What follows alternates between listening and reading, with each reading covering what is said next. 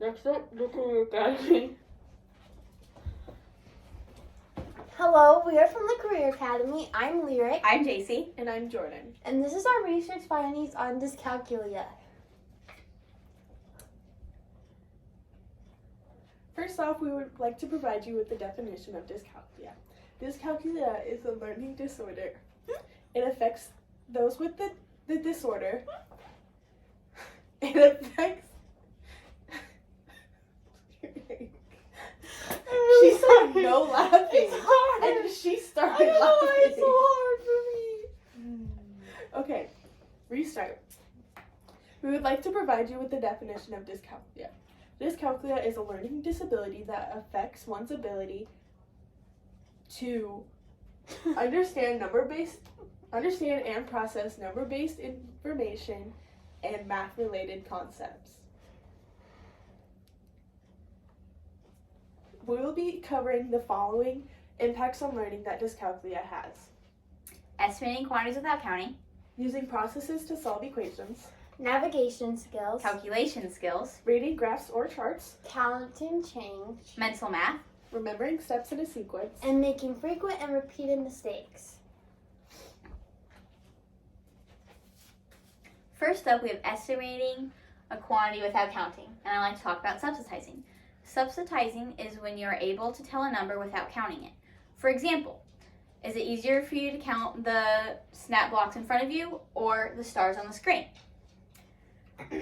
Issues with dyscalculia and estimating a quantity without counting may include the following: finding numbers in a sequence and durations and magnitudes. For example, say you have an arithmetic sequence that goes 1, 3, 5, there's a blank, and a 9. Those without dyscalculia may have an easier time figuring out that missing number is 7, but those with dyscalculia will take a longer time and may need to even write out the numbers on paper. And for durations and magnitudes, those follow up with things such as like a vector problem in physics, and knowing whether it goes north, east, south, west, or being able to tell if it's a negative or positive, along with being able to count out objects, which is a beneficial strategy for those with dyscalculia. The next challenge dyscalculics face is using processes to solve equations. Processes such as the butterfly method or long division or multiplication, things like that. If you see a student struggling with this, you may have to break it down for them. Many tools have been made for teachers to provide students that make it easier to break down these processes, such as this one you see on the screen here. This is a chart that lists the steps to long division. On that chart, it has a bead and a pipe cleaner attached. Students can move the bead to whichever step as it is being performed. That way they can visualize the steps easier.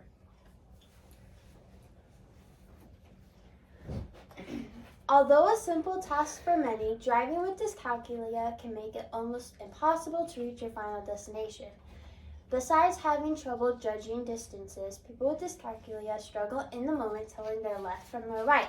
They also struggle with correlating the steering wheel rotation with steering wheel direction. Although GPS serves as a great tool, say the GPS is telling the dyscalculic person to turn in 100 feet. Being a person with dyscalculia, you may have trouble judging, let's say, 50 feet from 100 feet, causing you to miss your turn.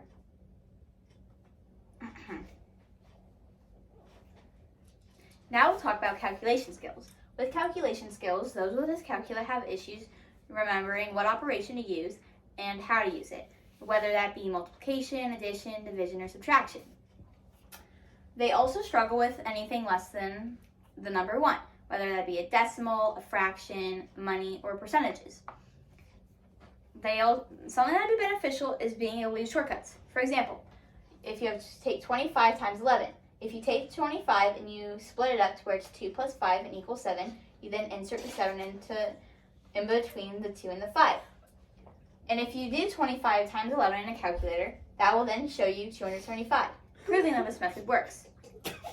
You also may think that these calculation skills may just affect their life within math. However, that's not the case. It also affects them in their daily life. like how we previously talked about and how it can affect their driving.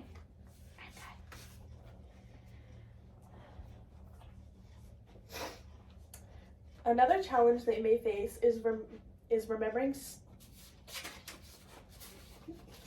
reading graphs or charts.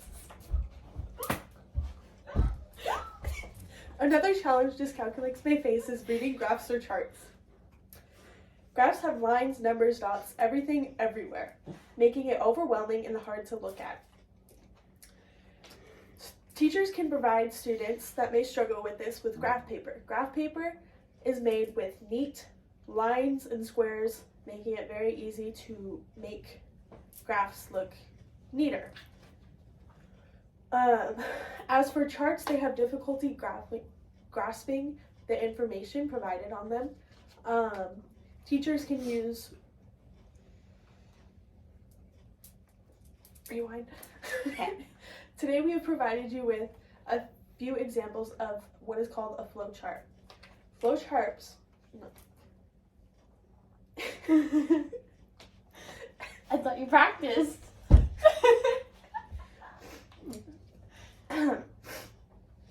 If teachers teach students to break up the information they are given from a chart and then reorganize it in a way that will help them.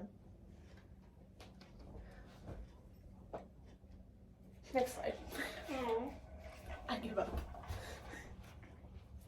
Counting change is also very difficult for people with dyscalculia. People with dyscalculia have a habit of giving the wrong amount of change back. That's because they have trouble hearing a number and being able to hold that number in their head while performing the task of giving change back. Today we have provided fake change in front of you. I'd like you to think how easy it would be for you if I said to count up $5 in change. You may think it's easy to be able to remember that I said 5, but people with dyscalculia often forget that number. Yep. Next. You need to go again. Now we'll talk about mental math. With mental math, we'll start off with idionostical dyscalculia, which is where those with dyscalculia tend to struggle doing math in their heads. Previously stated when talking about counting change, keeping the number in their head is difficult. So when you ask them to count forward or backwards from 1 to 5 or backwards from 5 to 1, it may be difficult.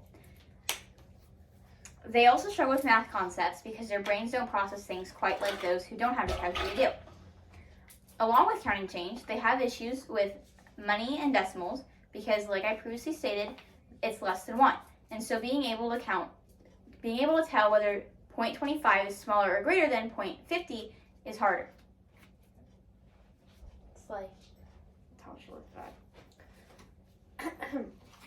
The last challenge I will be presenting is remembering steps for a sequence. I like that. Those with dyscalculia have what is called a low working memory. A low working memory affects one's ability to keep things in mind without losing track. An example of this is word problems. Word problems have a lot of extra information that distract from the key elements to solving a problem. Teachers can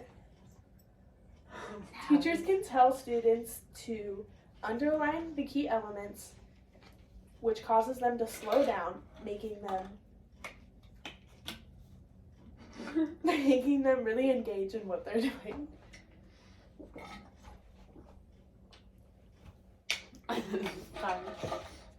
People with dyscalculia often make frequent and repeated mistakes. These mistakes can include mixing up similar sounding and similar shaped numbers.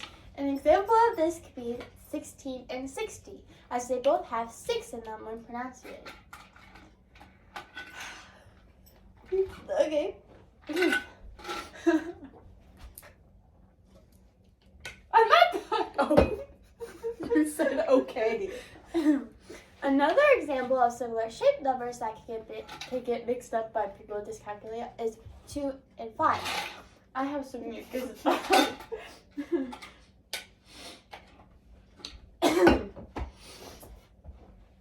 Oh my god, there's mucus all in my throat. Then drink water.